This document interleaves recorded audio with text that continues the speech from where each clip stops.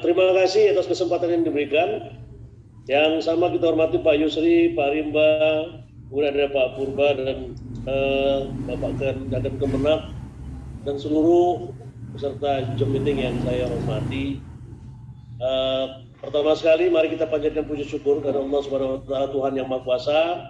Karena pada pagi hari ini kita masih diberikan nikmat kesehatan sehingga bersama-sama kita dapat berkumpul walaupun melalui virtual ini dalam rangka untuk melaksanakan pertemuan kita dalam rangka upaya menyikapi upaya peningkatan kualitas pembangunan pendidikan baik itu di Asahan maupun di Provinsi Sumatera Utara melalui program Tanoto Foundation sebagai daerah mitra yang termuda mungkin di Provinsi Sumatera Utara. Selanjutnya perlu kami sampaikan bahwa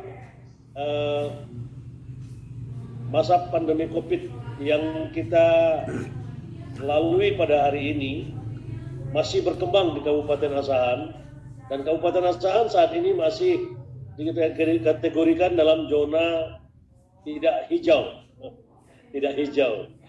bisa merah, bisa kuning.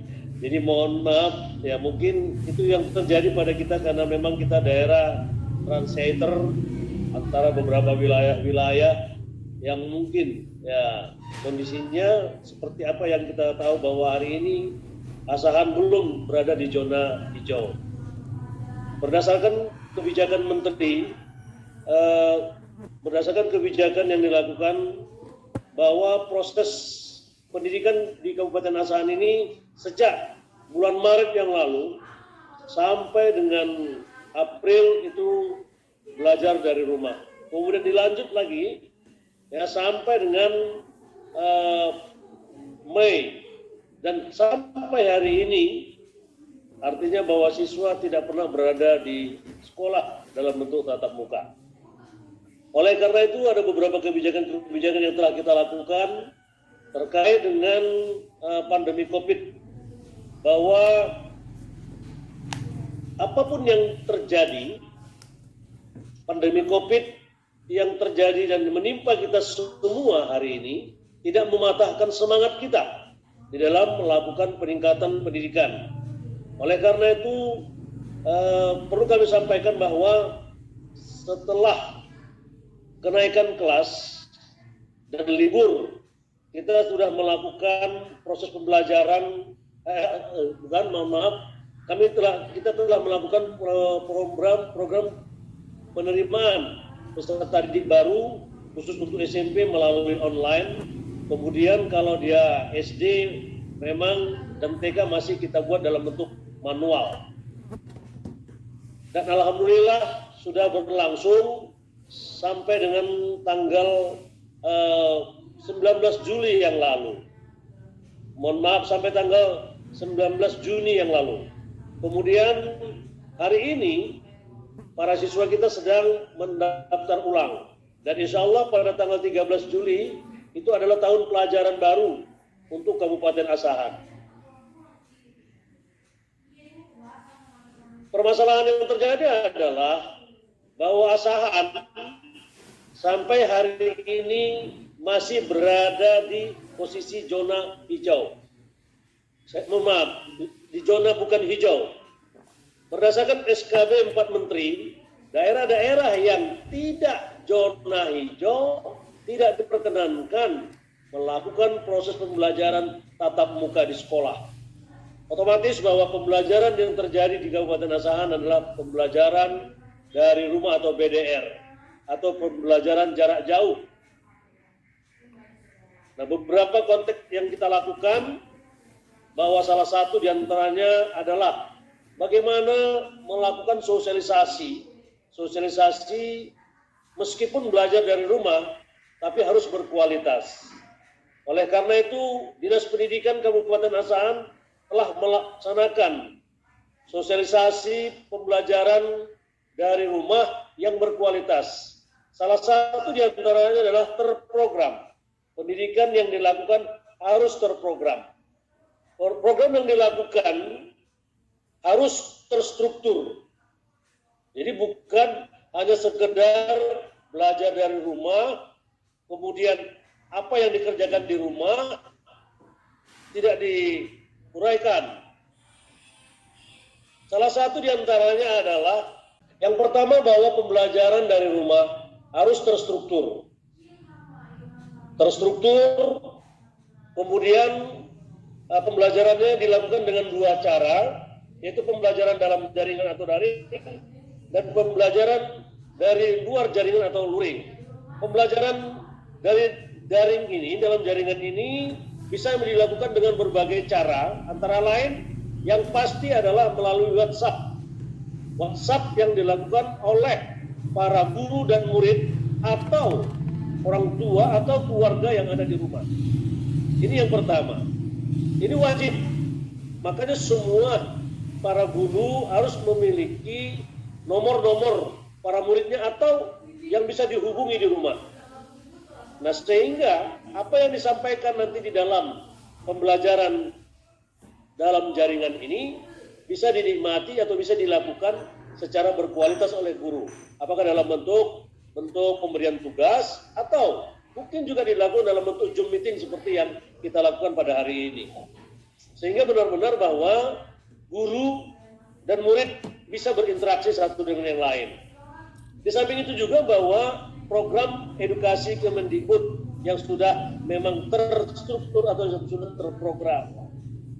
Apalagi bisa juga dilakukan melalui website on progress, di mana kita sudah punya yang namanya petugas yang memang nanti dari program-program pembelajaran jarak jauh atau pembelajaran dalam jaringan ini itu bisa di-upload atau bisa di-download atau bisa dilihat melalui website Dinas Pendidikan oleh masyarakat asahan atau para siswa maupun para guru dan kepala sekolah. Selanjutnya pembelajaran dari luar jaringan itu pembelajaran yang bisa dilakukan melalui program-program TV pendidikan. Misalnya dari rumah bisa melalui TVRI atau saja bisa jadi dilakukan dengan pembagian bahan ajar kepada orang tua atau wali murid melalui yang namanya program home visit. Home visit. Jadi kunjungan rumah. Ya, kunjungan rumah. Nah, sehingga apalagi ini dilakukan bagi para siswa-siswa kelas 1, kelas 2, kelas 3 SD. Yang mana bahwa kita tahu standar kompetensi dasarnya adalah bagaimana para siswa itu bisa membaca, menulis, dan berhitung atau calistung. Nah, sehingga tanpa tatap muka, maka kondisinya akan rumit ataupun sulit untuk bisa menghasilkan standar pelayanan minimal bagi para pelajar SD kelas 1, kelas 2, dan kelas 3. Termasuk di dalamnya juga dengan sekolah PAUD ataupun taman kanak-kanak atau TK. Oleh karena itu memang pembagian bahan ajar kepada orang tua ini sekaligus dilakukan dalam bentuk home visit. Setidaknya satu kali dalam satu minggu, guru bisa bertemu dengan muridnya, ya, atau murid bisa bertemu dengan gurunya, yang diatur oleh pihak sekolah dan orang tua, dan diharapkan bahwa peran serta orang tua bisa maksimal untuk memberikan dukungan, memberikan fasilitas tempat bagi guru untuk bisa bertemu dengan anaknya. Kita tahu bahwa untuk sekolah dasar itu 28 orang, atau untuk SMP ya SD 28 orang satu kelas. Jumnya 8 orang rombongan belajar. Nah, itu dibagi 6. Dibagi 6 berarti ada 4 atau 5. Apa cerita? 4 atau 5 satu kelompok kecil dalam bentuk zonasi. Nah, sehingga guru itu bisa bertemu dengan 3 atau kelompok-kelompok kecil murid yang ada dalam satu zonasi atau satu wilayah tempat tinggal. Nah, sehingga bisa menghemat waktu dan bisa bertemu langsung dengan murid untuk memberikan bahan ajar dan melakukan pembimbingan sejenak, dan selanjutnya minggu depan beliau bisa lagi ketemu dengan muridnya dan menagih hasil pekerjaan selama 1 minggu. Nah, sehingga pembelajaran itu betul-betul punya makna dan memang bisa memberikan arti yang lebih dengan tetap menjaga protokol kesehatan. Kemudian bisa juga melalui penugasan secara mandiri yang dilakukan oleh NKKS, ya, kemudian MGMP atau KKG atau juga guru inti dan juga fasilitator daerah melalui program-program yang dilakukan melalui program pembelajaran luar jaringan. Atau juga boleh dilihat dalam bentuk atau bisa di-download atau bisa dilihat di website on progress kita. Setiap orang tetap adalah menjadi guru dan setiap rumah itu bisa menjadi sekolah. Kata Ki Hajar Dewantara di dalam upaya untuk meningkatkan bahwa dimanapun kita berada, bahwa siapapun kita bisa menjadi guru dan dimanapun tempat itu bisa menjadi sekolah. Artinya belajar di rumah atau belajar dari jarak jauh atau belajar dari sekolah itu sama-sama tetap belajar dan dalam upaya meningkatkan kualitas pendidikan. Ini yang dapat kami sampaikan sekedar untuk mengingatkan kita kembali bahwa belajar tidak waktu.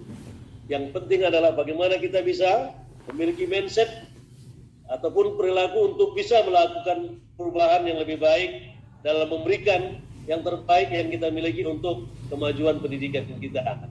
Khususnya tentunya di Asaan ataupun di Sumatera Utara dan Indonesia. Saya pikir demikian saja pengantar yang bisa kami sampaikan terkait dengan kebijakan pendidikan di Kabupaten Asaan di era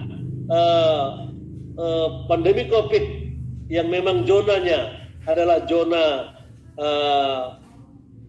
merah atau zona tidak hijau yang memang harus belajar dari rumah dan pendidikan belajar dari jarak jauh. Dan kami juga menyampaikan kepada para Bapak Ibu guru yang hadir mungkin di webinar ini atau di Zoom meeting ini, ya, tetap semangat di dalam melakukan tugas-tugasnya, ya, meskipun kita memang kadang rindu pada anak murid-murid kita, ya, yang kadang-kadang ada yang nakal, ada yang jenaka dan lain sebagainya, dan mereka juga sama seperti itu juga terhadap gurunya. Oleh karena itu mari melalui jalur-jalur yang bisa kita lakukan tetap berkomunikasi dengan para murid-murid kita, para siswa-siswa kita untuk memberikan semangat dan motivasi agar mereka tetap belajar untuk menjadi sumber daya manusia yang andal di masa depan. Terima kasih, mohon maaf. Bila taufiq wal hidayah. Assalamualaikum warahmatullahi wabarakatuh. Selamat pagi dan salam sejahtera bagi kita semua.